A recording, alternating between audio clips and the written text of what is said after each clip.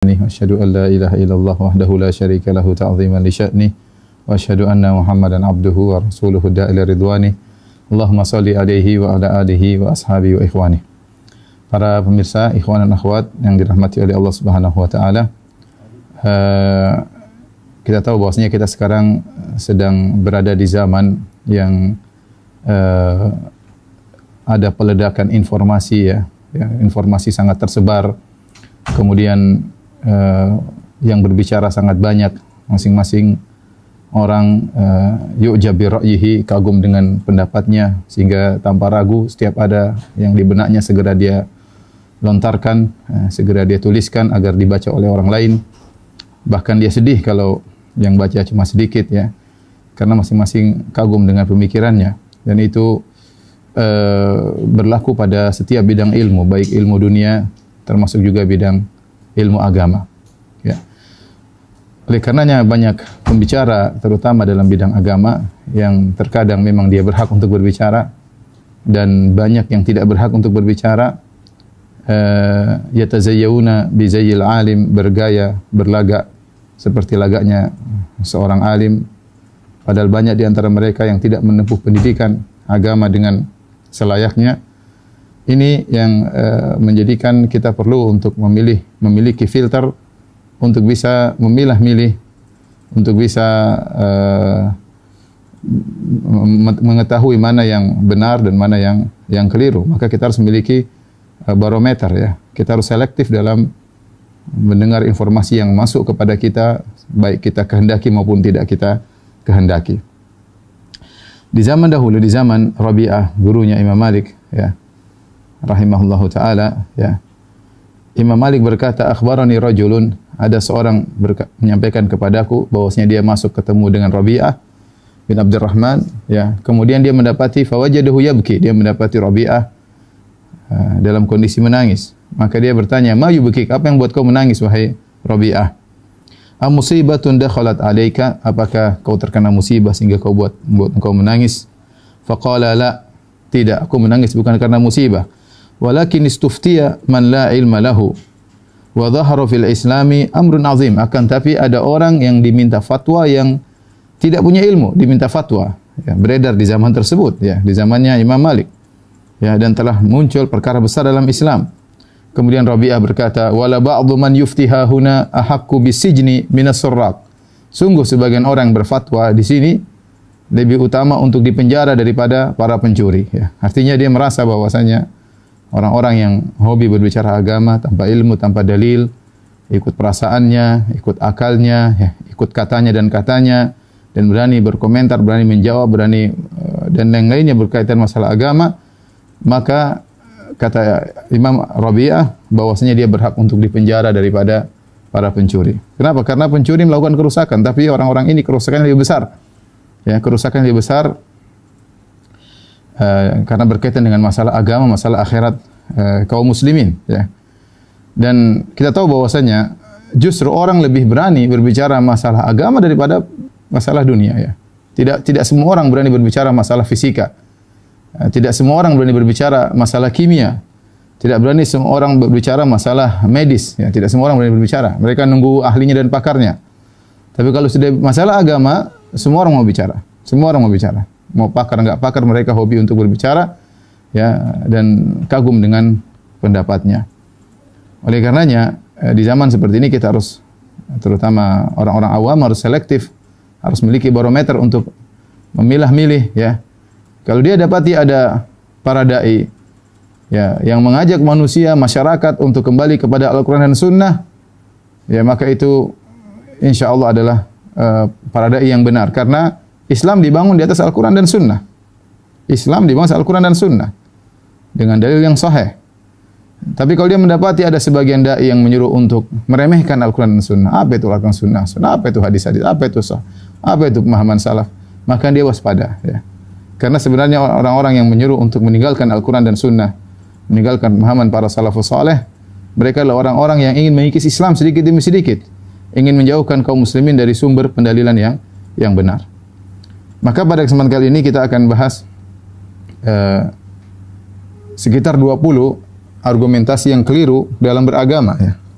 Sekitar 20 argumentasi yang keliru dalam beragama. Adapun pendalilan syar'i sudah dibahas oleh para ulama dalam kitab-kitab mereka, dalam kitabul usul, kutubul usul, ya, usul fiqh, ya, bahwasanya pendalilan yang syar'i itu Al-Quran dan Sunnah, kemudian ijma, qiyas, kemudian di sana ada pendalilan yang diperselisihkan. Ya, ini dibahas dalam masalah usul fikih seperti istislah atau maslahal mursalah, kemudian istihsan, ya, kemudian syar'u man qablana, ya, kemudian amal ahli Madinah, ya, al-istishab, ya. Ini beberapa hal yang diperselisihkan oleh para ulama. Tapi yang akan kita sebutkan 20 ini adalah pendalilan yang batil, ya, yang tidak disebutkan oleh para ulama dalam buku-buku fikih mereka. Tidak disebutkan oleh al-fuqaha dan juga tidak disebutkan oleh al-usuliyun, ya. Hanya tersebutkan dalam sebagian buku-buku sufiyah misalnya, ya, atau buku-buku yang lain yang bukan merupakan buku pendalilan secara syar'i. Maka 20 poin ini hendaknya diperhatikan dengan baik-baik karena itu semua adalah sisi pendalilan yang keliru. Saya mulai dari yang pertama. Yang pertama adalah argumentasi sebagian orang yang berdalil dengan al-aktsariyah, dengan mayoritas. Mereka berkata kalau mayoritas orang melakukan demikian maka itu adalah kebenaran. Semua orang begini kok. Masa kita beda sendiri, ya, misalnya. Ya, ini sering terjadi, ya. Melakukan satu kegiatan agama, terus kita bilang ini tidak ada dalilnya, tidak ada sunnahnya. Oh, enggak, semua orang melakukan demikian. Ya. Semua orang melakukan demikian. Banyak hal seperti ini. Ya.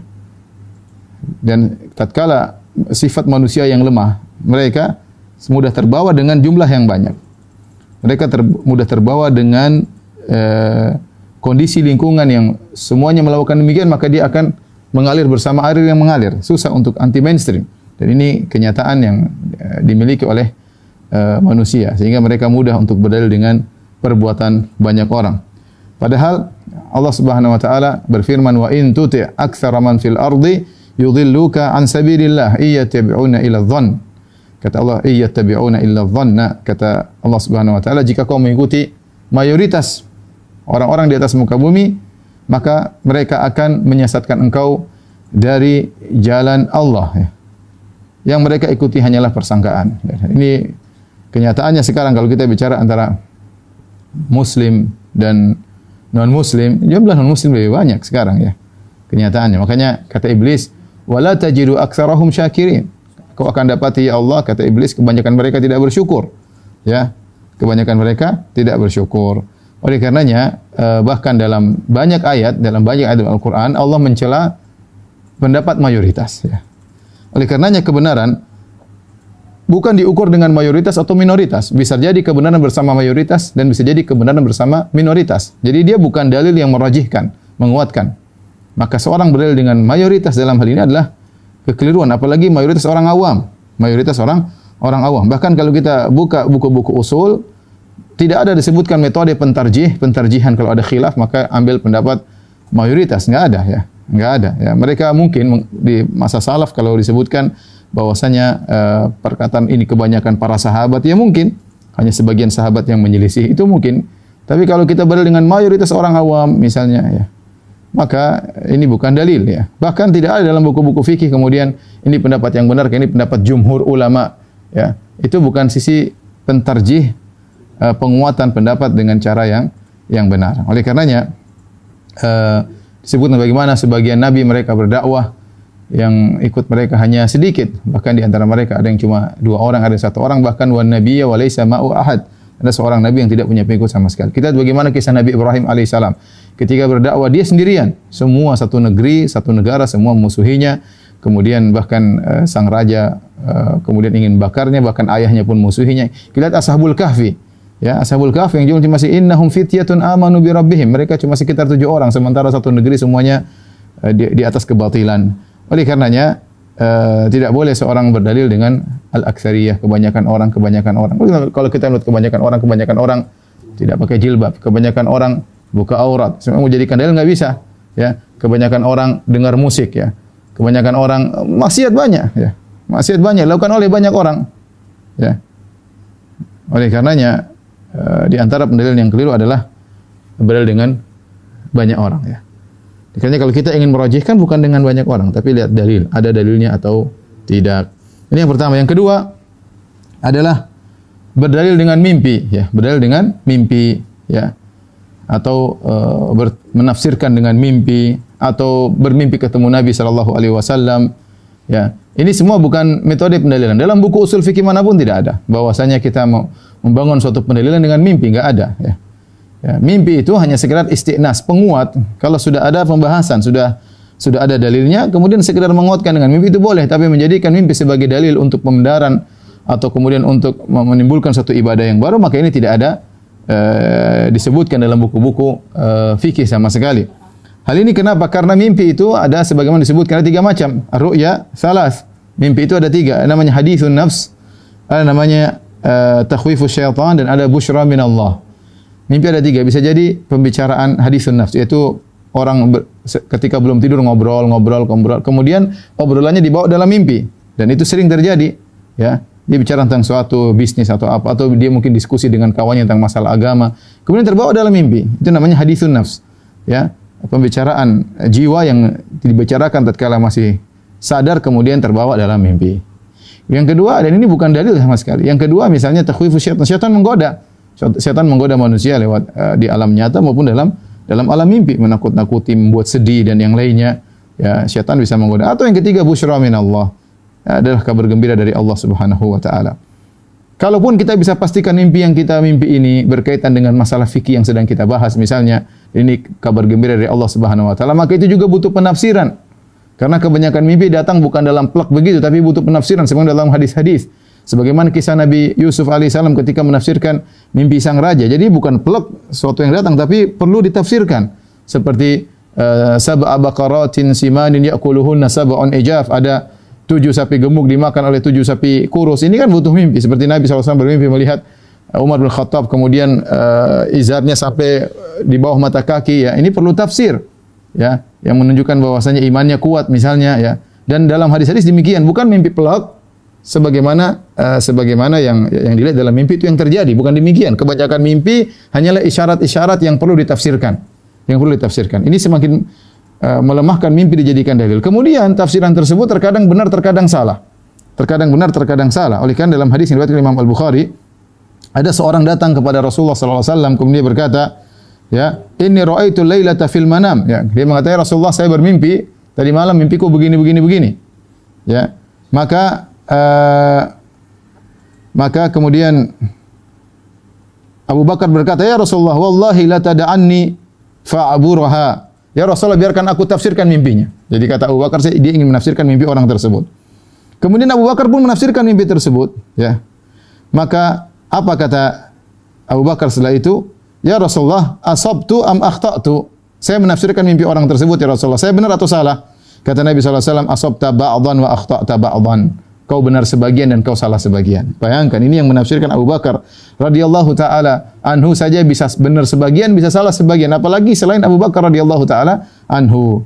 Ini semua dalil bahwasanya mimpi bukan dalil. Dia hanya berkaitan dengan sesuatu yang sudah berlaku atau istiqnas sebagai penguat, bukan sebagai dalil tersendiri, ya. Oleh karenanya, saya sering sampaikan bagaimana Imam Nawawi rahimahullah berkata, jika seorang bermimpi ketemu Nabi SAW, kemudian Nabi berkata, besok adalah puasa Ramadan atau besok Idul Fitri, maka Imam Nawawi berkata, yang dijadikan dalil bukanlah perkataan Nabi dalam mimpi, tapi yang dijadikan dalil adalah perkataan Nabi di alam nyata, yang Nabi pernah berkata kepada para sahabat, sumu li ru'yatihi wa aftiru li ru'yatihi. Berpuasalah karena melihat hilal, dan lebaranlah karena melihat hilal. Itu yang lebih kuat. Seandainya benar-benar dia ketemu Nabi dalam mimpi. Ya, seandainya benar-benar, itu pun belum tentu Nabi yang dia lihat. Ya, karena banyak orang bisa mengaku sebagai Nabi. Kalaupun benar-benar dia ketemu Nabi dalam mimpi, maka di depan kita ada 2. Sabda Nabi dalam mimpi atau sabda Nabi di alam nyata. Ya. Tentu kalau kita merajihkan, lebih kuat sabda Nabi di alam nyata. Nabi yang berkata, sumu li ru'yatihi wa aftiru li ru'yatihi. Berbukalah karena melihat hilal dan berpuasalah karena melihat hilal. Oleh karenanya, terapkanlah perkataan Nabi yang di alam nyata, yang Nabi pernah berucap hal tersebut kepada para sahabat, maka lihat hilal. Jangan berpegang dengan mimpi. Sama seperti seorang misalnya bermimpi Nabi menyuruh ceraikan istrimu, lihat dulu, maka dilihat hukum apa yang diwasiatkan oleh Nabi berhadapan dengan istri seperti ini misalnya. Apakah dia mengikuti mimpi tersebut, maka dia mimpi bukan dalil secara tersendiri, ya. Oleh karenanya tidak boleh kita berdalil dengan mimpi. Apalagi mimpi tersebut menimbulkan ibadah-ibadah baru. Seperti sebagian orang mengatakan, aku mendapatkan zikir ini, kenapa Nabi yang kasih? Dapat ijazah dari Nabi dalam mimpi. Ya, enggak benar seperti ini. Ya. Karena Allah Subhanahu wa taala telah berfirman, "Al-yauma akmaltu lakum dinakum wa atmamtu 'alaikum ni'mati wa raditu lakumul Islam madinah." Hari ini aku telah sempurnakan agama kalian untuk kalian. Jadi agama sudah sempurna ketika Nabi SAW meninggal dunia. Nah, kalau ternyata agama masih ada ajaran-ajaran baru yang Nabi bisa transfer lewat mimpi, ya, berarti agama belum sempurna. Karena akan disempurnakan dengan ajaran-ajaran baru yang Nabi ajarkan lewat mimpi-mimpi, si fulan mimpi, si fulan mimpi, si fulan mimpi, bisa jadi syariat baru, zikir baru, mungkin salat baru, dan ini tidak benar, ya. Agama sudah sempurna. Dan ini yang menyedihkan banyak di antara kaum muslimin yang akhirnya menjadikan mimpi sebagai dalil tanpa mengetahui itu mimpi dari syaitan atau bukan. Kemudian tafsirannya bagaimana dia pun tidak tahu. Ya, kalaupun tafsirannya benar, maka kita tahu bahwasanya tidak boleh mimpi menimbulkan ibadah yang baru. Beda kalau kita bermimpi ketemu Nabi SAW, Rasulullah SAW berkata, "Berdakwahlah engkau." Ya, tidak ada masalah. Sebagai penguat memang dakwah sudah disyariatkan. Rasulullah bermimpi mengatakan, "Bacalah Al-Quran setiap hari." Ya, tidak ada masalah. Ya. Rasulullah mengatakan, "Berbaktilah kepada orang tuamu," misalnya. Ya, tidak ada masalah, mimpi tersebut baik dan ini tanda kebaikan. Ya, karena mimpi atau enggak mimpi memang disyariatkan kita berbakti kepada orang tua. Tapi kalau Nabi ngajarin ibadah baru, maka ini musibah, ya, dan dilakukan oleh sebagian orang, bermimpi berdalil dengan mimpi. Contohnya banyak, tidak perlu saya sampaikan. Kemudian contoh dalam hal ini kesalahan juga seperti seorang menafsirkan ayat dengan mimpi, ya. Seperti misalnya mengatakan kuntum khairu ummatin ukhrijat linnas. Misalnya ada orang menafsirkan, ya, Allah berfirman kuntum khairu ummatin, kalian adalah umat terbaik, ukhrijat linnas, yang Allah keluarkan bagi manusia. Ternyata bermimpi, maksud dari ukhrijat linnas, keluar bagi manusia, akhirnya harus keluar daerah, misalnya berdakwah keluar daerah. Kita bilang ini metode tafsir yang baru. Tafsir bukan begitu yang diajarkan oleh para ulama. Tafsir itu ayat dengan ayat dengan hadis, ya.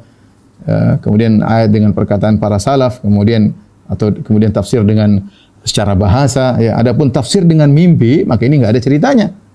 Kemudian tiba-tiba ada yang mengatakan tafsir ayat ini adalah mimpinya begini. Kita bilang itu keluar dari metode tafsir yang benar, ya. Keluar dari metode tafsir yang benar. Atau seperti Ibnu Arabi yang bermimpi ketemu dengan Nabi SAW, kemudian Nabi menyuruh dia untuk menyampaikan suatu buku yang kemudian dia kumpulkan dalam kitabnya Fususul Hikam, kata dia ini dari Nabi SAW. Ibnu Arabi yang diagungkan oleh orang sufi, ya. Ternyata dalam buku tersebut menyatakan Fir'aun masuk surga, ya, dan macam-macamnya, bahwasanya perkataan Fir'aun, aku Tuhan kalian yang maha tinggi, itu benar. Ini tentu mimpi yang ngawur, bukan Nabi yang datang kepada dia, tapi syaitan yang datang kepadanya. Kemudian yang ketiga, di antara argumentasi yang keliru adalah argumentasi berdalil dengan nenek moyang, ya, dan ini dilakukan oleh orang-orang musyrikin dahulu, ya, baik Nabi Ibrahim alaihissalam atau sebelumnya, misalnya Nabi Hud, Nabi Saleh, ya. Semua mereka mengingkari dakwah Nabi Saleh, mengingkari dakwah Nabi Hud alaihissalam, mengingkari dakwah Nabi Nuh alaihissalam, semuanya berdalil dengan nenek moyang. Kemudian Nabi Ibrahim alaihissalam sampai Nabi Muhammad sallallahu alaihi wasallam, semuanya berdalil dengan nenek moyang. Allah berfirman, "Wa kadzalika ma arsalna min qablika fi qaryatin min nadhirin illa qala mutrafuha inna wajadna aba'ana ala ummah wa inna ala atharihim muqtadun." Kata Allah, wa kadzalika, demikianlah, ma arsalna min qablika fi qaryah, tidaklah kami mengutus sebelum engkau di suatu negeri, kami utus seorang pemberi peringatan, yaitu Rasul, kecuali orang-orang yang sombong di antara mereka, orang kaya di antara mereka berkata, inna wajadna aba'ana ala ummah, kami telah mendapati nenek moyang kami di atas ajaran ini, wa inna ala athari muqtadun, kami hanya tinggal ngekor kepada nenek moyang kami. Qala awalau ji'tukum bi ahda mimma wajadtum alaihi aba'akum, apakah meskipun aku akan mendatangkan kepada kalian dengan suatu petunjuk yang lebih baik daripada yang kalian dapati dari nenek moyang kalian? Qalu inna bima ursiltum bihi kafirun, kata mereka dengan keangkuhan, kami kafir dengan apa yang kalian bawa, hai para rasul. Kata Allah, fantaqamna minhum, maka kami pun membalas mereka, ya. Jadi berdalil dengan nenek moyang ini adalah dalil yang salah dengan tradisi, ya. Karena kita katakan nenek moyang kita tidak maksum. Kalau nenek moyang kita ada dalil bahwa nenek moyang kita maksum, maka kita ambil. Tapi siapa yang mengatakan nenek moyang kita maksum? Ya. Kemudian kita tahu nenek moyang banyak, ya. Nenek moyang siapa yang mau kita ikuti? Nenek moyang kami atau nenek moyang kita atau nenek moyang mereka atau nenek moyang engkau? Apalagi kita sukunya bermacam-macam. Kita Islam bukan cuma di Indonesia saja, bukan cuma Nusantara. Nusantara pun sukunya banyak. Belum kalau kita bicara tentang Islam dunia, masing-masing punya nenek moyang. Nenek moyang siapa yang mau dijadikan dalil? Nenek moyangku atau nenek moyangmu atau nenek moyang mereka? Ya. Mana? Tidak ada dalil nenek moyang, dalil Al-Quran dan Sunnah. Ya. Kalau tradisi nenek moyang benar sesuai dengan Al-Quran dan Sunnah, maka kita pegang. Kalau tradisi nenek moyang keliru, maka tidak boleh kita pegang. Apalagi ternyata, misalnya nenek moyang kita ternyata masih tersisa adat-adat dari berkaitan dengan sisa-sisa agama Hindu atau agama Buddha atau sisa-sisa tradisi Nasara misalnya, kemudian dilakukan oleh nenek moyang kita, maka tidak boleh kita ikuti. Ya. Oleh karenanya, salah satu kesalahan adalah berdalil dengan nenek moyang atau tradisi yang dipegang oleh sebagian orang, kemudian diyakini karena itu adalah tradisi nenek moyang. Kita bilang ini adalah pendalilan yang keliru karena tidak ada dalil Al-Quran yang menyatakan nenek moyang Anda benar, ya. Kemudian nenek moyang juga yang mana? Kita kan nenek moyang banyak. Nenek moyang generasi keberapa? Ya, macam-macam nenek moyang kita. Bisa jadi generasi kelima beda dengan kegiatan generasi keempat. Bisa jadi generasi keempat beda dengan generasi nenek moyang ke-8. Terus nenek moyang generasi mana yang mau kita ikuti? Ya. Oleh karenanya, berdalil dengan perbuatan bapak, nenek moyang, ini semua adalah pendalilan yang keliru dan pernah dipraktekkan oleh orang-orang musyrikin di kalangan para anbiya dan para rasul. Kemudian yang berikutnya, di antara pendalilan yang keliru adalah berdalil dengan harta yang banyak. Sebagian orang terpukau menjadikan barometer kebenaran dengan kebanyakan harta. Lihat si fulan, hartanya banyak, diberi kemewahan oleh Allah, dia benar. Ini si fulan satu, ya, berdakwah tauhid tapi miskin misalnya, ya. Kita bilang harta bukan dalil, ya. Harta bukan dalil, ya. Allah Subhanahu wa taala bahkan menyebut dalam surat Saba, ya. Kata Allah Subhanahu wa taala, "Wa ma arsalna fi qaryatin min nadhirin illa qala mutrafuha inna bima ursiltum bihi kafirun." Tidaklah kami utus kepada setiap negeri seorang pemberi peringatan kecuali orang-orang sombong di antara mereka berkata, "Kami kafir dengan apa yang kalian bawa." Wa qalu nahnu aktsaru amwalan wa auladan wa ma nahnu bimu'adzabin. Kata mereka, kami lebih banyak hartanya dan lebih banyak anak-anaknya. Mereka sombong. Ya. Maka Allah suruh bantah, "Qul inna rabbi yabsutur rizqa liman yasha'u wa yaqdir." Katakanlah bahwasanya Allah Subhanahu wa taala melapangkan harta kepada orang yang Allah kehendaki dan Allah menyempitkan harta kepada orang yang Allah kehendaki, walakinna aktsaran nasi la ya'lamun. Akan tapi kebanyakan orang tidak mengetahui. Wa ma amwalukum wala auladukum billati tuqarribukum indana zulfa. Kata Allah, bukanlah harta kalian, bukanlah anak-anak kalian yang mendekatkan kalian kepada kami sedekat-dekatnya illa man amana wa amila shalihan, kecuali yang beriman dan beramal saleh. Jadi pendalilan dengan harta yang banyak ini sudah ada.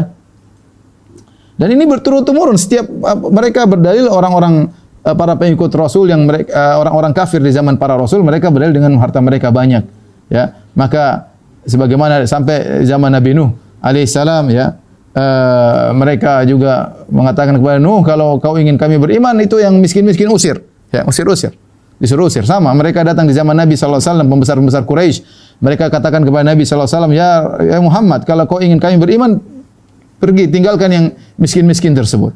Jadi mereka merasa mereka benar karena mereka memiliki harta yang banyak, dan ini tidak benar. Allah berikan harta baik kepada orang beriman maupun kepada orang kafir. Kullan numiddu haula'i wa haula'i min ata'i rabbik wa ma ata'u rabbika mahdzura wa ma kana ata'u rabbika mahdzura. Kata Allah Subhanahu wa taala, yang ini kami berikan, yang itu kami berikan. Maka tidak ada pendalilan dari si kebenaran dari jumlah yang banyak daripada harta yang banyak. Kenapa? Sebagian orang terkadang melihat negara-negara kafir, ya Ustaz, negara kafir Allah kasih harta banyak, ya. Kita bilang itu bukan ukuran kebenaran. Kalau harta banyak ukuran kebenaran, Fir'aun hartanya banyak, lebih banyak, ya. Qarun hartanya banyak, ya. Hartanya banyak. Bahkan Nabi SAW ketika ketemu dengan Umar bin Khattab radhiyallahu taala anhu, waktu Nabi lagi di Masyrubah, kemudian di suatu semacam ruangan kecil, kemudian Umar masuk, Umar lihat Nabi tidur di atas tikar, Umar kasihan. Umar berkata, ya Rasulullah, ya, kemudian Persia dan Romawi mereka kufur kepada Allah. Kemudian mereka diberikan harta yang banyak. Maka Nabi mengatakan, apakah kau ragu wahai Umar bin Khattab radhiyallahu taala anhu?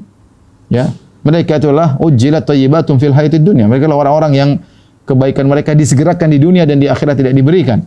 Jadi bahwasanya ukuran kemewahan, kenecisan, keren itu bukan ukuran kebenaran. Ukuran kebenaran Al-Quran dan Sunnah, dalil, bukan tubuh yang hebat, kemudian rupa yang hebat. Makanya kata Nabi SAW, kata Allah Subhanahu Wa Taala, wala tu'jibuka amwaluhum wala auladuhum. Innama yuridullah an yu'adzibahum biha fid dunya. wa tazhaqu anfusuhum wa hum kafirun. Kata Allah, janganlah kau kagum dengan harta mereka dan anak-anak mereka. Artinya orang kafir. Ya. Tu'jibuka ajsamum wa yaqulu tasma' liqaulihim. Ya, Allah berbicara tentang orang munafik. Kalau kau lihat tu'jibuka ajsamum, rupa mereka, penampilan mereka keren. Wa yaqulu tasma' liqaulihim, kalau mereka bicara keren, tapi enggak pakai dalil. Retorika, orasi, ya. Tapi enggak pakai dalil, ya. Kita bilang ukuran kebenaran bukan harta banyak, bukan kemewahan, bukan besarnya suatu negara, bukan negara adidaya berarti dia benar. Ya, karena sebagian orang kaum muslimin kadang-kadang begitu. Dia lupa bahwasanya dunia tidak diciptakan untuk orang Islam, bukan diciptakan untuk dunia, tapi untuk berdakwah. Kadang Allah kasih dunia, terkadang Allah kasih ujian. Ya. Para anbiya ada yang kaya raya seperti Nabi Sulaiman alaihissalam, Nabi Daud, dan kebanyakan mereka tidak kaya. Kebanyakan mereka tidak kaya. Ya. Lihatlah bagaimana Nabi Musa alaihissalam sampai harus kabur dari Fir'aun. Ya. Oleh karenanya berdalil dengan orang itu nyaman, ini berarti diberi harta berarti benar, ya kan? Tidak ada, ya. Itu bukan dalil, dan itu syarat dalil yang keliru. Jangan terpedaya dengan kekayaan. Oleh karenanya para anbiya dahulu banyak yang mengikutinya orang miskin, ya. Seperti Nabi Nuh alaihissalam, ya. Mereka berkata, kaumnya yang kafir kepada Nabi Nuh, qala al-mala'u alladziina kafaru min qaumihi ma naraka illa basyaran mithlana. Wa ma naraka taba'aka illa alladziina hum aradhiluna badiyar ra'yi. Kami lihat engkau Nuh, yang tidak ikut kau hanyalah orang-orang miskin di antara kami. Orang-orang rendahan yang hanya dengar tidak mikir panjang, ya. Mereka berkata juga, qalu anu'minu laka wa taba'akal ardhalun? Apakah kami beriman kepada engkau Nuh sementara yang ikut engkau orang-orang miskin? Jadi kekayaan, harta, kemewahan, kemajuan teknologi itu bukan ukuran kebenaran. Taib, di antara argumentasi yang keliru, yang kelima, ini sudah jam berapa? Masih banyak, ya? 20, ya. Ini yang kelima adalah cara berdalil dengan keberhasilan. Misalnya, ya. Misalnya ada seorang berdakwah dengan alat musik. Ternyata orang itu dia main musik, joget-joget sama dia, akhirnya orang tersebut masuk Islam. Saya joget-joget sama dia, kemudian dia masuk Islam. Apakah tatkala orang itu masuk Islam, kita membenarkan cara dakwah dia dengan berjoget-joget, mungkin ikut diskotik, ya? Tidak benar. Itu keberhasilan sesuatu bukan menunjukkan kebenaran cara yang ditempuh. Contoh, betapa banyak orang sembuh ke dukun, mungkin barangnya hilang. Apakah ke dukun benar? Enggak benar. Kufur, ya. Suami saya benci sama saya, datang ke dukun, dipelet sama dukun, akhirnya suaminya cinta sama dia. Apakah gara-gara pergi ke dukun kemudian menimbulkan keharmonisan rumah tangga berarti dukunnya benar? Tidak benar. Tidak semua keberhasilan kemudian membenarkan cara.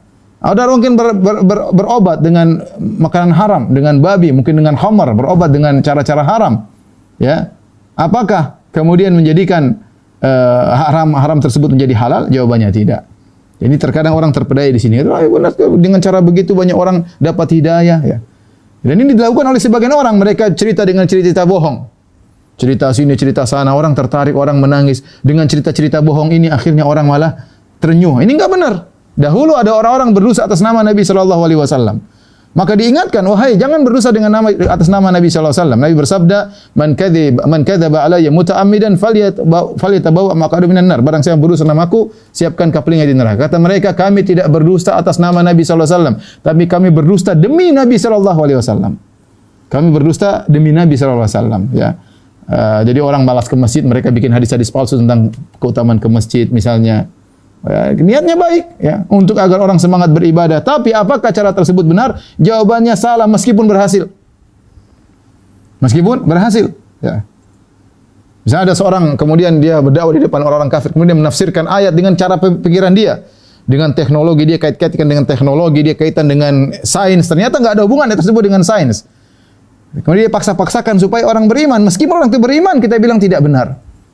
Itu cara tidak benar. Keberhasilan satu tidak menunjukkan kebenaran wasilah, ya. Dan ini sering. Dulu kan orang masuk Islam begini caranya, Ustaz. Masa dulu salah? Kita bilang itu orang dulu, ya kita bilang urusan mereka dengan Allah. Tapi kalau yang jadi patokan kita, salah benarnya Al-Quran dan Sunnah. Bukan keberhasilan.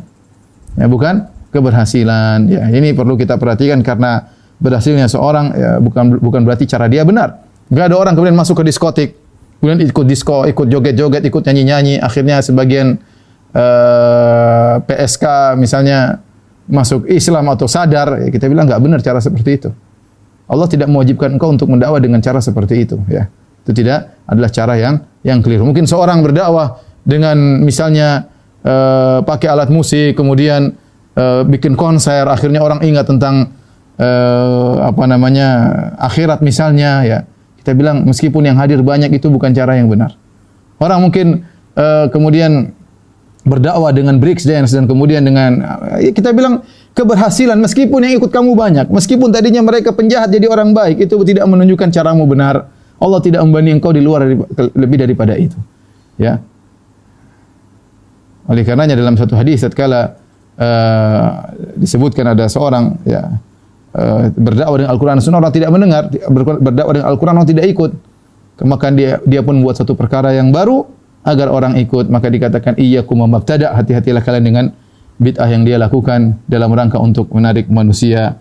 Jadi cara keberhasilan tidak membenarkan, tidak menjadi pembenaran metodologi yang diikuti. Taib. Yang berikutnya yang keenam, seorang berargumentasi dengan kesalahan sebagian ulama. Ya, kita bilang ulama tidak maksum. Ulama tidak maksum, ya. Mereka para ulama orang yang dipilih oleh Allah Subhanahu wa taala, namun di antara mereka memiliki kesalahan disebut dengan zallatul ulama, kesalahan ulama. Atau mereka memiliki aqwal syadzah, yaitu pendapat-pendapat yang nyeleneh, menyelisih ijma, ya, semua ulama berijma, di satu dua orang ini menyelisihi. Nah, itu adalah kesalahan. Tidak boleh kita ikuti. Ini terjadi di kalangan para sahabat, di kalangan para tabi'in sampai ulama zaman sekarang, ya. Kesalahan-kesalahan yang merupakan kesalahan-kesalahan nyeleneh. Contoh seperti dari Ibnu Abbas radhiyallahu anhu disebutkan beliau pernah berpendapat bahwasanya namanya riba cuma riba nasi'ah, riba al-fadl tidak mengapa, ya. Bahkan sebagian diriwayatkan beliau mengatakan bolehnya mut'ah, ya, atau yang lainnya. Kemudian juga seperti Ibnu Umar radhiyallahu taala anhu kalau berwudu maka beliau masukkan air di mata. Ya. Apakah kita ngikutin? Enggak. Ini ijtihad Ibnu Umar dan salah. Kebaikan beliau sangat banyak, ribuan kebaikan beliau sangat banyak. Beliau sangat terkenal mengikuti sunnah Nabi SAW. Namun dalam hal ini beliau salah. Ya, maka ini tidak diikuti, kesalahan. Jangan sampai datang sebagian orang dia berwudu sambil masukkan air, dia gosokkan matanya, ya, karena dengan dalil mata dia sehingga melihat kemaksiatan maka perlu dimasukkan air dalamnya. Ibnu Umar pernah melakukan yang kita bilang itu kesalahan, jangan diikuti, ya. Karena kalau kita telusuri perkataan para ulama ada yang macam-macam, ada yang mengatakan boleh mut'ah tadi, ada yang mengatakan boleh menggauli istri dari misalnya dari duburnya misalnya, atau banyak pendapat-pendapat yang aneh-aneh. Di antaranya misalnya contoh seperti sekarang ini misalnya Ibnu Hazm rahimahullahu taala menyelisih ijma. 4 mazhab mengatakan musik hukumnya haram. Kemudian Ibnu Hazm menyelisih 4 mazhab tersebut, ya. Berusaha mendhaifkan hadis dalam Sahih Bukhari yang ulama semua mensahihkan hadis tersebut. Yaitu la yakunanna aqwamun min ummati yastalun hirra wal harra wal khamra wal ma'azib. Akan datang dari kaumku suatu kaum, dari umatku suatu kaum yang mereka menghalalkan zina, khamr, kain sutra bagi laki dan menghalalkan alat-alat musik. Hadisnya sahih dalam Sahih Bukhari. Allah mensahihkannya. Kemudian datang Ibnu Hazm mendhaifkan hadis ini, kemudian dia menyelisih ijma mengatakan bahwasanya musik hukumnya halal, maka tidak boleh kita mengikuti, ya. Kita bedakan antara nyanyian dengan alat musik. Alat musik hukumnya haram kecuali duf, ya, itu boleh dilakukan dalam acara-acara haflah seperti Idul Fitri, Idul Adha atau walimahan misalnya, ya, atau akikahan, maka itu diperbolehkan. Karena kalau kita mengikuti pendapat kekeliruan ulama, jangan mengatakan kan ada ulama yang pernah ngomong. Loh, tidak semua perkataan ulama yang pernah kita ngomong dianggap sebagai khilaf yang mu'tabar. Ini pendapat syadz, nyeleneh. Dan ini ada di kalangan para sahabat, kalangan tabi'in ada. Sampai para ulama, ya. Ini tidak boleh kita ikuti. Sampai ulama zaman sekarang ada juga pendapat nyeleneh. Ya, maka tidak boleh diikuti, namanya zallatul alim, itu kesalahan ulama, tidak boleh diikuti. Yang ya, kalau kita mendapati kesalahan ulama, maka kita memaklumi bahwasanya mereka tidak maksum dan kita mendoakan semoga mereka diampuni dan mendapatkan pahala dari ijtihad mereka, ya. Tetapi kita tidak boleh mengikuti. Kemudian di antara argumentasi yang keliru yang ketujuh, berdalil dengan akal. Ini sudah saya bahas dalam banyak majelis saya katakan bahwasanya akal bukanlah barometer untuk mengukur kebenaran. Oleh karenanya Imam Malik berkata, ya laita syi'ri bi ayyi aqlin yuzanul kitab wa sunnah. Sungguh kabarkanlah kepadaku dengan akal siapa mau ditimbang Al-Qur'an dan sunnah, ya. Akal siapa? Akal saya atau akal kamu atau akal dia? Seandainya akal ini cuma satu, mungkin bisa dijadikan dalil. Tapi al-uqul mutafawitah. Tapi ukul itu akal bermacam-macam. Ya kita IQ saja berbeda-beda. Kita saja zaman sekarang IQ orang berbeda-beda. Apalagi akal siapa? Mau akal orang Arab kah, akal orang Eropa kah, akal orang Asia kah? Apakah akalnya para sahabat atau akalnya para ahli filsafat? Akal siapa menjadikan dalil? Oleh karenanya orang-orang menjadikan akal sebagai sumber dalil, mereka pun berselisih. Lihatlah Jahmiyah, Mu'tazilah, Asy'ariyah, ya. Mereka bersepakat takdimul akal ala naql. Mereka bersepakat dengan suatu kaidah yang mereka katakan sebagai kaidah kulliyah, ya, atau qanunul kulli, undang-undang universal, bahwasanya akal didahulukan daripada dalil jika bertentangan. Mereka sendiri tatkala dalam masalah asma wa sifat yang sama-sama menjadikan akal sebagai dalil, mereka pun berselisih. Kenapa? Karena akalnya Jahmiyah tidak sama dengan akalnya Mu'tazilah, dan akalnya Mu'tazilah tidak sama dengan akalnya Asy'ariyah. Oleh karenanya, kita tidak boleh menjadikan akal sebagai dalil. Akal adalah salah satu indera yang butuh pengarahan. Wahyu adalah cahaya yang mengantarkan akal tersebut. Kata para ulama, ibarat akal adalah mata dan wahyu adalah cahaya. Kalau mata tersebut tanpa cahaya tidak bisa melihat, ya, maka akal butuh wahyu. Dengan wahyu tersebut membimbing akal, karena akal diperlukan untuk memahami syariat dengan baik, tapi tidak boleh didepankan di atas wahyu. Karena banyak hal yang menurut kamu tidak masuk akal ternyata dijelaskan oleh para ulama lain sangat logis. Sangat logis, ya. Seperti dalam hal ini misalnya, banyak orang mengatakan tidak mungkin Allah di atas, tidak logis. Tidak mungkin Allah di atas, tidak logis. Banyak ulama menjelaskan dengan logis, kita sudah sering jelaskan. Justru mengatakan Allah tidak di mana-mana, justru Allah tidak di atas, tidak di bawah, justru tidak logis. Justru mengatakan Allah di mana-mana juga tidak logis. Ya. Mereka berusaha menolak sesuatu yang menurut akal mereka tidak masuk akal, ternyata mereka jatuh pada perkara yang lebih tidak logis lagi. Oleh karenanya, menjadikan akal sebagai sumber dalil itu adalah suatu kekeliruan. Kemudian berikutnya, yang ke-8, di antara argumentasi yang keliru adalah berdalil dengan hadis dhaif. Hadis dhaif, ya, boleh digunakan dalam beberapa syarat, di antaranya dalam fadail amal. Banyak ulama mengatakan boleh hadis dhaif dalam fadail amal. Boleh, dengan syarat bahwasanya tidak boleh meyakini itu adalah perkataan Nabi sallallahu alaihi wasallam. Sebagian penjelasan Ibnu Hajar rahimahullah taala.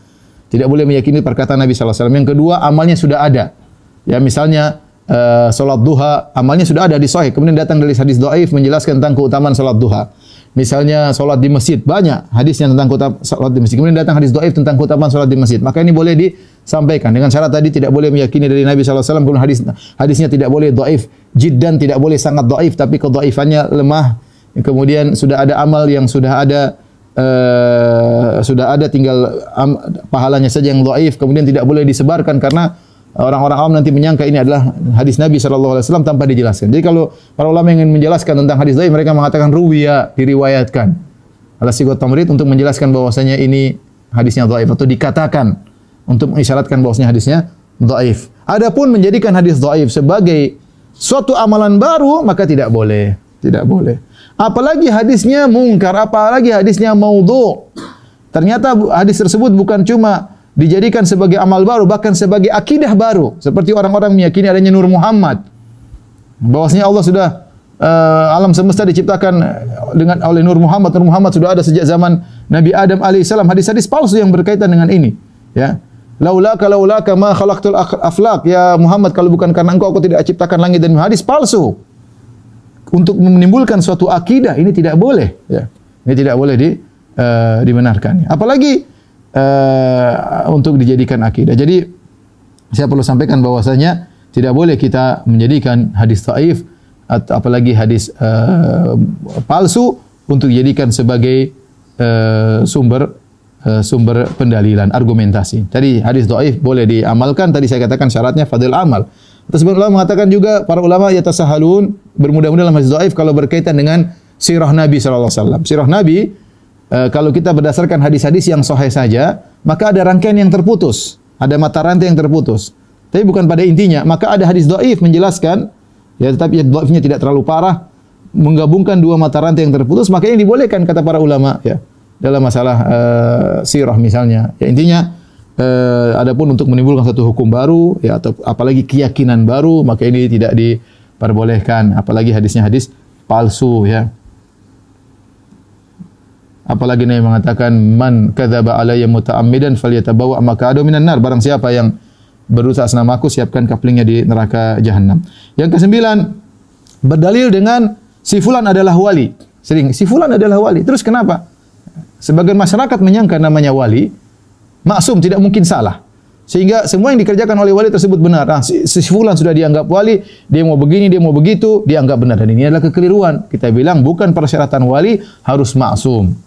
Wali mungkin bisa salah. Yang maksum cuma Nabi sallallahu alaihi wasallam. Adapun selain Nabi sallallahu alaihi wasallam, sebagaimana perkataan Imam Malik, kullun yu'khadhu min qawlihi wa yurad ila sahibah hadzal qabr. Setiap orang boleh diambil perkataannya, boleh ditolak perkataannya kecuali penghuni kuburan ini, yaitu Nabi sallallahu alaihi wasallam. Siapapun dia. Siapa yang ragu bahwasanya Imam Syafi'i wali dari wali-wali Allah? Tapi apakah semua muridnya taklid kepada Imam Syafi'i? Bahkan muridnya langsung Al-Muzani rahimahullahu taala menyelisih Imam Syafi'i dalam banyak hal. Bahkan muridnya langsung Imam Ahmad bin Hanbal rahimahullahu taala menyelisih Imam Syafi'i sampai punya mazhab baru namanya mazhab Imam Ahmad bin Hanbal, mazhab Hambali. Ya. Siapa yang ragu bahwasanya Imam Malik adalah seorang wali-wali Allah? Ya. Sampai ada mazhab Maliki, muridnya Imam Syafi'i tidak ngekor kepada Imam Malik. Bahkan Imam Syafi'i punya mazhab sendiri. Jadi bukan persyaratan bahwasanya seorang wali-wali Allah pasti benar melulu. Contoh Umar bin Khattab radhiyallahu anhu. Siapa yang ragu dia adalah wali Allah? Bahkan dia pernah berbicara dari perjalanan jauh, perjalanan sebulan, perjalanan berkata, "Ya Sariyah al-Jabal, ya Sariyatul Jabala." Ketika dia mengirim pasukan ke tempat peperangan, tahu-tahu dia sedang berkhutbah, dia melihat Allah perlihatkan visualnya, maka dia ingatkan, "Ya Sariyah, wahai pemimpin pasukan, pergilah ke arah gunung." Didengar oleh jarak yang jauh, bukan pakai telepon, dari jauh. Ini bukan wali-wali, ya. Bagaimana tidak wali? Kata Nabi SAW, "Malaqiyaka syaitan qad salikan fajjan illa salaka fajjan ghairu fajjik." Ya Umar, tidak ada syaitan lihat kau jalan suatu jalan pasti kabur. Syaitan kabur dari Umar. Siapa yang mengatakan Umar bukan wali? Umar yang pernah berdoa, "Ya Allah, ya matikanlah aku mati syahid dan di kotamu, kota Nabi SAW, kota Madinah." Ternyata dikabulkan oleh Allah Subhanahu wa taala. Siapa yang meragu-ragu bahwa si Umar adalah wali? Sementara Nabi mengatakan Umar fil jannah, Umar di surga. Tapi Umar pernah salah. Beberapa kali salah. Ya. Beberapa kali salah, bersama Abu Bakar salah, bersama Nabi SAW dalam perjanjian Hudaybiyah dia pun keliru. Jadi wali kalau Umar saja bisa salah, apalagi kalau Imam Syafi'i bisa salah, Imam Malik bisa salah, apalagi wali-wali sekarang. Kemudian dikatakan ini wali pasti benar.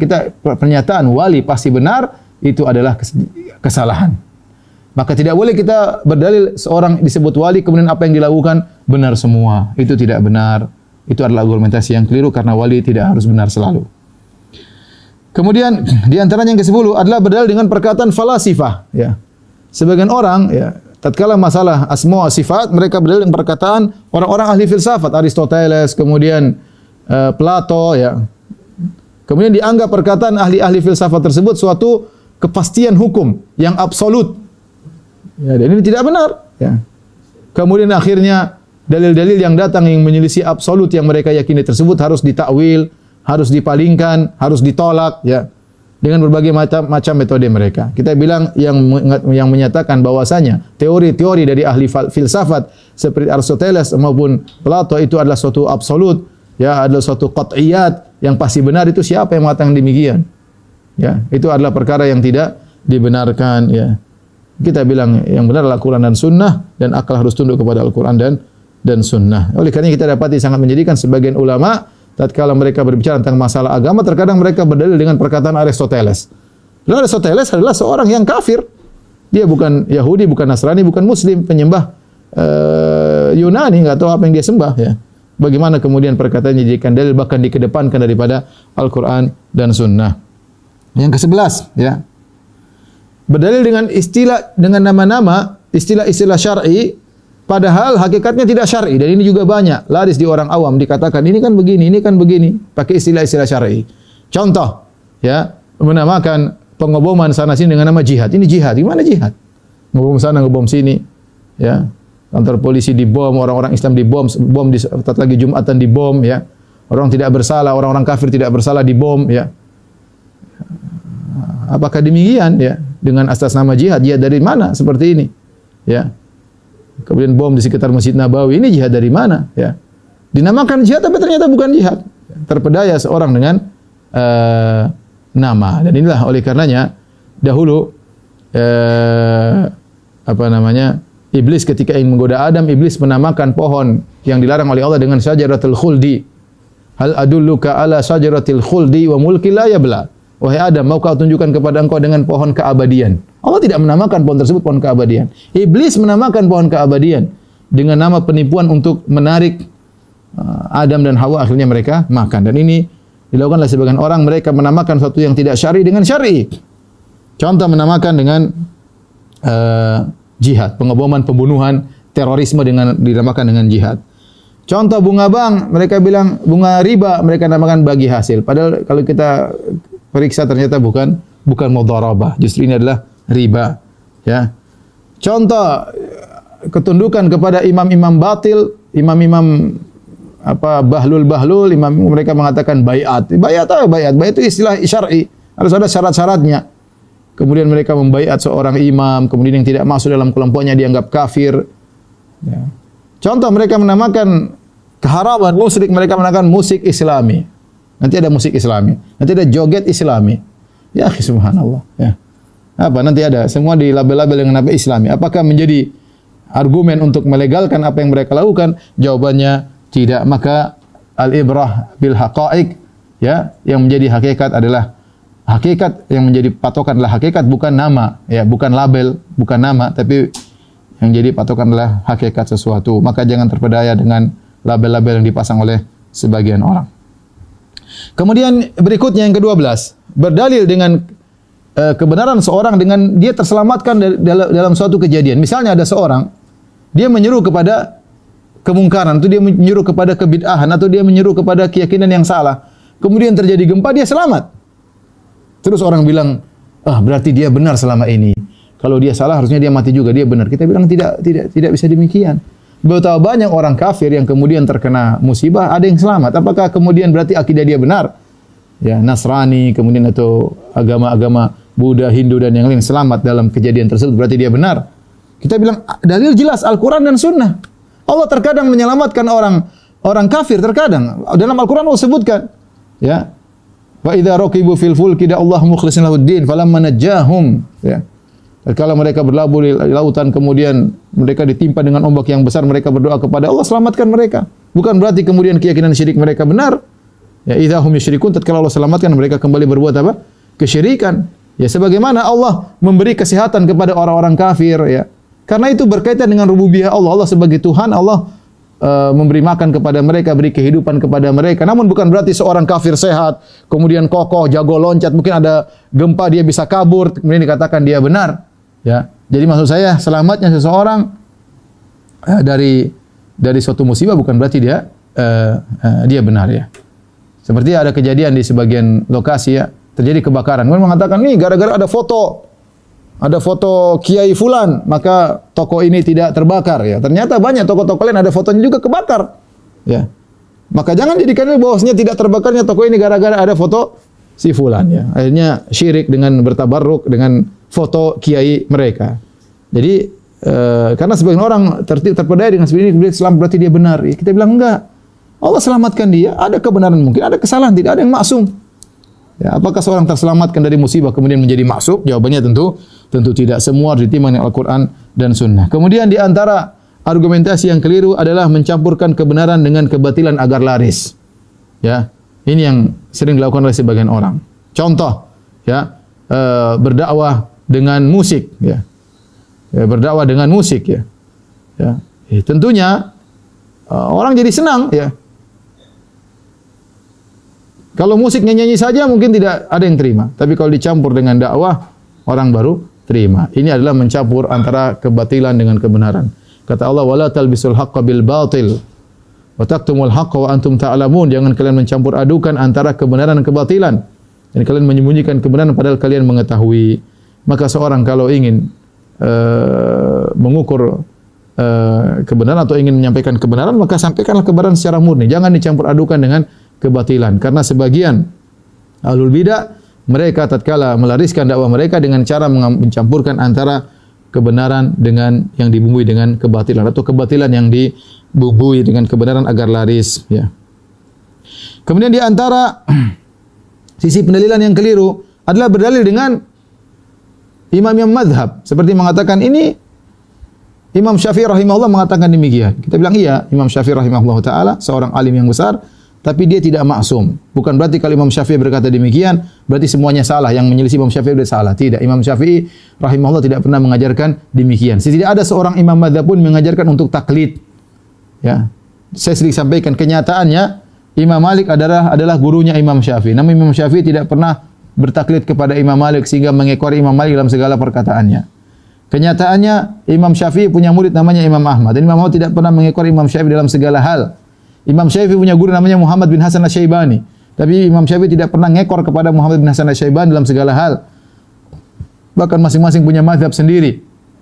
Imam Malik punya mazhab Maliki, Imam Syafi'i punya mazhab Syafi'i, Muhammad bin Hasan Asy-Syaibani punya mazhab Hanafi. Bahkan Muhammad bin Hasan Asy-Syaibani juga terkadang menyelisih Imam Abu Hanifah. Imam Ahmad bin Hanbal punya mazhab sendiri. Oleh karenanya kita bilang para ulama, imam-imam mazhab adalah para ulama yang Allah pilih mereka dengan sebab mereka maka tersebarlah ilmu Islam, ya, dengan madrasah yang mereka bina akhirnya Islam sampai kepada kita. Kita sangat berterima kasih kepada mereka. Dengan jasa mereka Islam dijaga, Allah menjaga Islam dengan sebab mereka, tetapi tidak ada yang maksum di antara mereka. Ya, karena kalau kita ngeyel-ngeyelan, ya, debat, ini perkataan Imam Syafi'i, nanti ada yang mazhab Maliki mengatakan ini perkataan Imam Malik. Ya, Imam Syafi'i muridnya Imam Malik. Kan guru lebih pintar daripada murid. Akhirnya jadi debat-debat kusir. Nanti yang mendapat Syafi'i mengatakan betapa banyak murid lebih pandai daripada gurunya. Debat kusir, tidak benar. Kita mengatakan kalau ini perkataan Imam Malik, Imam Syafi'i berarti pendapat yang agung. Tinggal kita diskusi. Bukan berarti kalau perkataan ini perkataan Imam Madzhab berarti harus benar. Ya. Kita tidak pernah diajar untuk taklid dan mereka para ulama Imam Madzhab juga tidak pernah mengajarkan untuk taklid kepada mereka karena yang wajib ditaklidi cuma Nabi Muhammad sallallahu alaihi wasallam. Kemudian di antara argumentasi yang keliru adalah berdalil dengan sebagian ayat. Kemudian ayat yang lain dipotong dan ini sering dilakukan oleh orang liberal. Para ulama mengibaratkan seperti orang pemabuk yang tidak mau salat kemudian dia berkata Allah berfirman wailul lil musallin, celaka orang-orang yang salat. Titik. Padahal ayat tersebut masih ada lanjutannya. Alladzina hum an salatihim sahun, yaitu orang-orang yang lalai dari salatnya. Tapi bagian kedua dipotong. Dia cuma baca wailul lil musallin, celaka orang yang salat. Dan ini sering dilakukan oleh orang-orang liberal. Hati-hati. Pendalilan dengan potong-potong ayat ini sering mereka penuhi buku-buku mereka. Saya kasih contoh sedikit saja. Contoh. Mereka ingin membenarkan perkataan orang-orang Nasara. Mereka mengatakan Allah berfirman Al-Quran, ya ahlal kitabi ta'alau ila kalimatin sawa'in baina wa bainakum. Wahai ahlul kitab, kemarilah menuju satu kata yang sama antara kami dengan kalian. Titik. Kata mereka, sebagaimana dalam buku yang ditulis oleh Nur Khalis Majid dan teman-temannya, itu dalam buku Fikih Lintas Agama, mereka berkata, ini dalil bahwasanya Allah menyuruh kita mencari titik persamaan, jangan cari titik perbedaan. Allah berfirman, ya ahlul kitabi ta'alau ila kalimatin sawa. Wahai ahlul kitab, marilah kita menuju pada perkataan yang sama. Titik. Mereka bilang, jangan cari perbedaan, cari titik persamaan. Allah yang suruh, maka kita liberal. Kita bilang, lanjutkan ayatnya, jangan dipotong. Allah berfirman setelah itu, ila kalimatin sawa'an bainana wa bainakum alla na'budu illallah wa la nusyrika bihi syai'a wa la yattakhidha ba'duna ba'dhan arbaban min dunillah. Apa perkataan sama yang Allah suruh orang Nasrani kepada kita? Baina wa bainakum, yaitu tauhid, alla na'budu illallah, jangan beribadah kecuali hanya kepada Allah.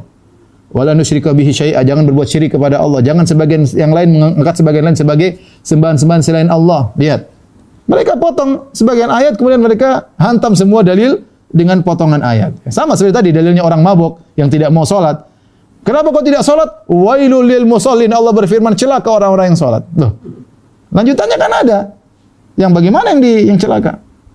Ini kita bilang orang liberal dalilnya orang mabuk. Ya. Mereka juga berdalil dengan misalnya dalam surat Al-Kahfi.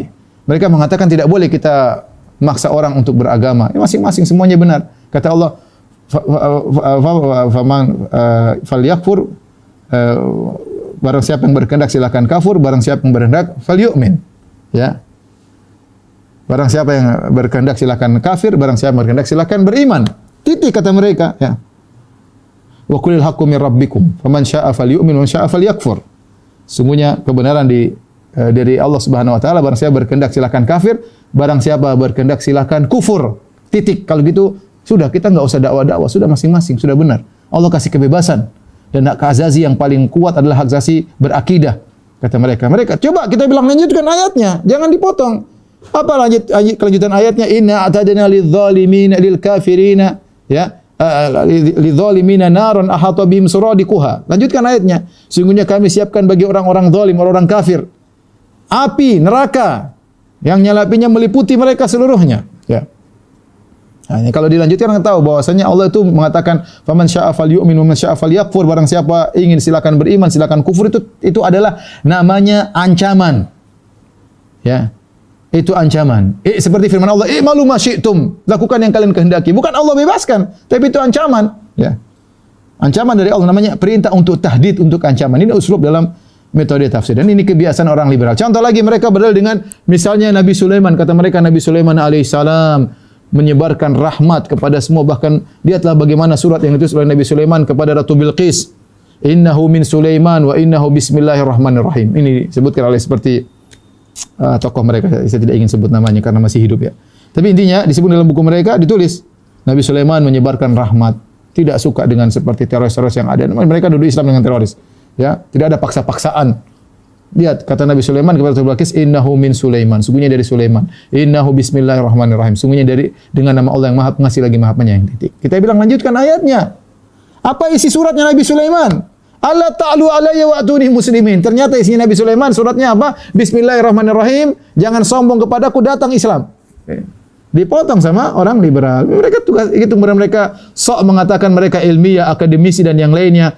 Ya, belajar di luar negeri, di negeri-negeri kafir, ternyata dalilnya seperti dalil orang mabuk, ya. Taib. Kemudian di antara argumentasi yang keliru yang nomor 16 adalah berdalil dengan mutasyabihat untuk menjatuhkan yang muhkam. Contoh, kita tahu dalam Al-Quran ayat muhkam banyak. Ayat muhkam bahwasanya Allah di atas banyak sekali, ya. Ar-Rahman al-Arsy istawa, banyak sekali. Kemudian mereka datang dalam satu ayat, misalnya wa huwa ma'akum aina ma kuntum. Allah bersama kalian di mana kalian berada. Ini ayat ini satu mereka pegang untuk mentakwil seluruh ayat yang muhkam.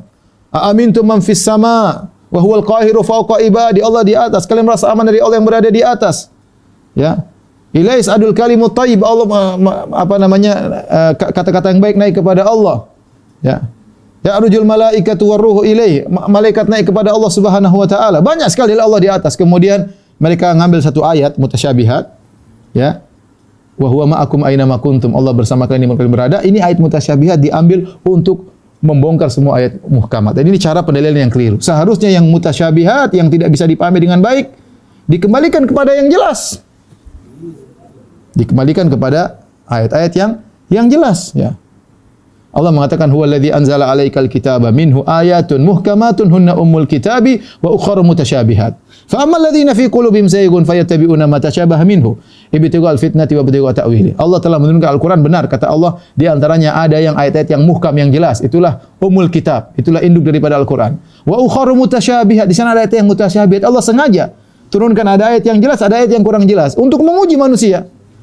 Kemudian kata Allah, fa ammal ladzina fi qulubihim zaygun, adapun orang yang dalam hatinya penyakit, kecondongan, fayattabi'una ma tashabaha min, maka ikuti yang mutasyabihat. Seperti ini. Harusnya yang mutasyabihat kita bawa kepada yang muhkam, bukan sebaliknya yang muhkam kita bawa kepada yang mutasyabihat. Ini, ya. Ini banyak. Seperti orang Nasara sekarang, mereka mengatakan dalam Al-Qur'an Allah mengatakan inna nahnu, sungguhnya kami. Oh, berarti Allah berbilang, ya. Mereka ngakui berarti Tuhan mereka berbilang. Kita bilang enggak, ayat yang jelas banyak. Wa ilahukum ilahu wahid. Tuhan kalian Tuhan yang satu. Qul huwallahu ahad. Katakanlah Allah yang Maha Esa. Banyak ayat yang jelas. Kenapa Anda berdalil dengan ayat mutasyabihat kemudian yang muhkam mau dibawa ke situ? Ya. Inilah metode pendalilan yang keliru, membawa ayat-ayat yang muhkam dibawa ke tafsir ayat mutasyabihat. Seharusnya yang mutasyabihat dibawa kepada yang muhkam. Contoh argumentasi yang keliru adalah berdalil dengan sebagian dalil dan meninggalkan dalil yang lain. Ya. Seperti Khawarij dan Mu'tazilah, Khawarij dan Murji'ah. Orang-orang Khawarij mereka mudah mengkafirkan kaum muslimin. Mereka berdalil apa? Wa man lam yahkum bima anzalallah fa ulaika humul kafirun. Barang siapa tidak berhukum dengan hukum Allah maka kafir. Mereka lupa banyak ayat-ayat yang lain, hadis-hadis yang lain menjelaskan tidak langsung kafir secara mutlak, ada perincian dan yang lainnya. Contoh misalnya mereka berdalil dengan hadis Nabi sallallahu alaihi wasallam, la yazni zani hina yazni wa huwa mu'min, wa la yasriqu sariqu hina yasriqu wa huwa mu'min, wa la yashrabul khamr hina yashrabuha wa huwa mu'min. Tidaklah seorang berzina ketika berzina dalam kondisi beriman. Berarti kafir dong. Tidaklah seorang minum khamar ketika minum khamar dalam kondisi beriman berarti minum khamar kafir. Ya, tidak ada orang mencuri dalam kondisi beriman berarti mencuri kafir. Ya. Lihat dalil yang lain banyak. Jangan kita melihat sebagian sisi meninggalkan dalil. Dalil yang lain banyak. Ternyata Nabi tidak mengkafirkan orang berzina. Ya, bahkan Nabi menegakkan hukum had. Hukum had di antara fungsinya untuk menggugurkan dosa mereka. Orang minum khamar juga ditegakkan hukum had. Orang mencuri ditegakkan hukum had dan tidak dikafirkan oleh Nabi SAW. Bahkan orang yang sudah melakukan kesalahan maka didoakan, disolatkan jenazah oleh para sahabat. Kalau orang kafir enggak boleh disolatin.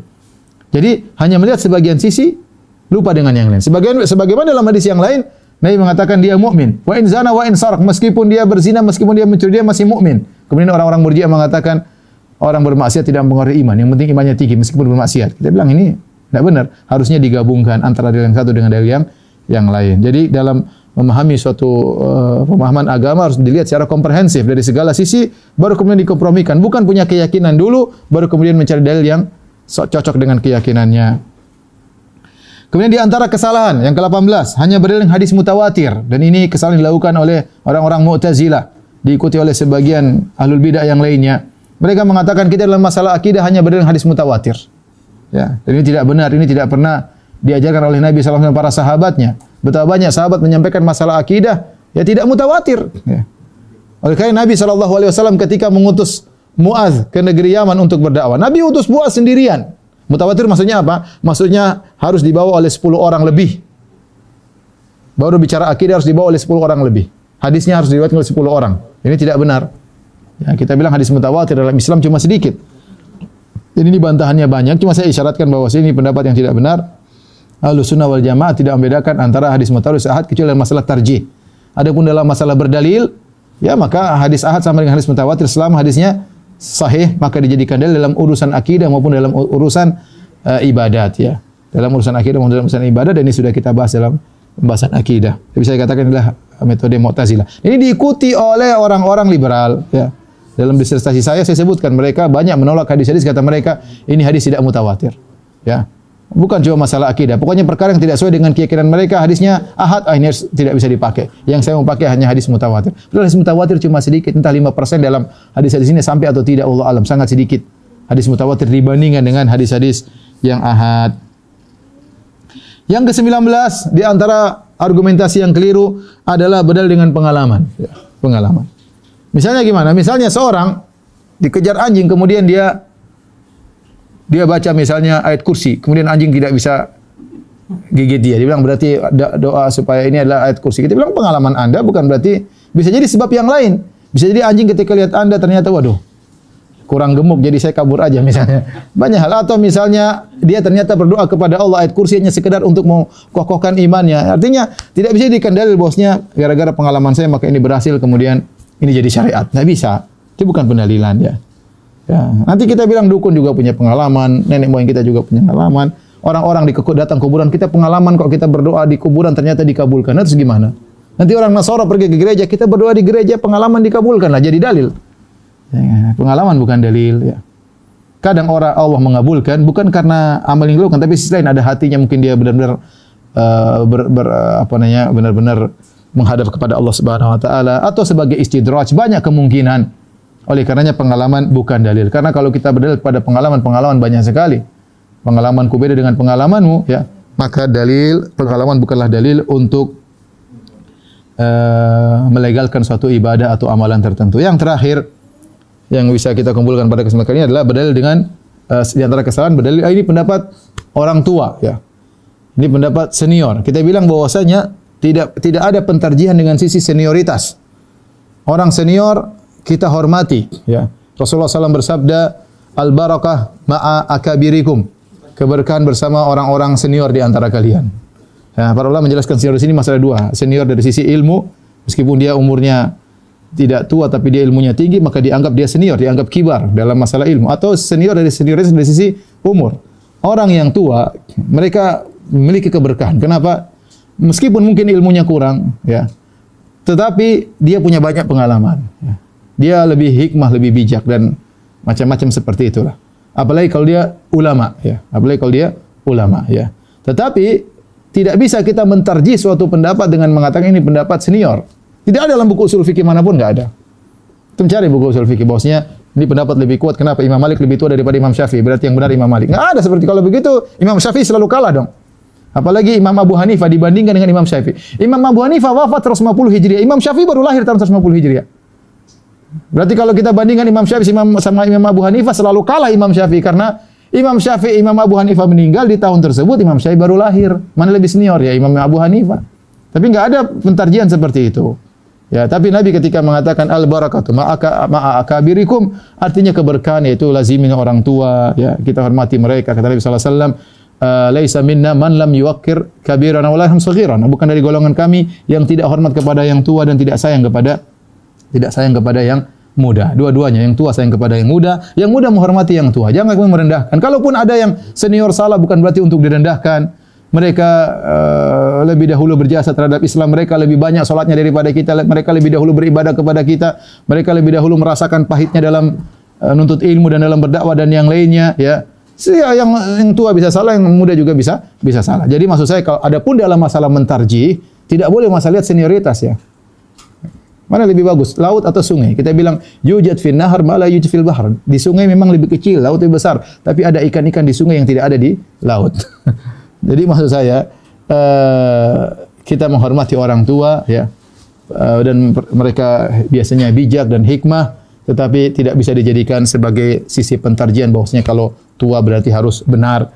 Ya nanti tinggal mana yang paling tua di antara kita. Berarti kamu masih muda, sudah kamu salah terus. Yang benar itu enggak ada dalam usul fikih, enggak ada. Orang belajar usul fikih tidak ada kan mendapati hal tersebut.